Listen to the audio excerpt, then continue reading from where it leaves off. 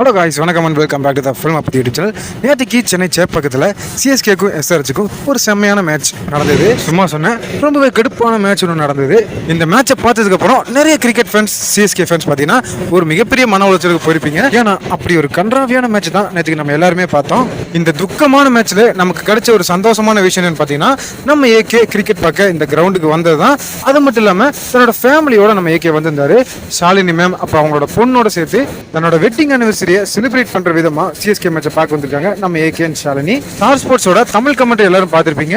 Cameraman CSK players விளையாடுறத காட்டுறதோட நம்ம ஏகேவை காட்டினதா அதிகம். ஏன்னா அந்த அளவுக்கு எல்லாத்தோட அட்டென்ஷனும் நம்ம ஏகே மேல மட்டும்தான் இருந்தது. நம்ம ஏகேயோட வருகை அண்ட் பிரசன்ஸ் எல்லாமே ஒரு தனி வைப் தான் கொடுத்தது. ஃபர்ஸ்ட் இந்த மேட்சை பார்க்க நம்ம ஏகே மட்டும் தான் வந்திருக்காரு அப்படின்னு பார்த்தா, நம்ம சிவகார்த்திகேயன் எஸ்கே அவர்களும் பாத்தீங்கன்னா சென்னை சேப்பாக்கத்துக்கு சிஎஸ்கே மேட்சை பார்க்க வந்திருக்காரு.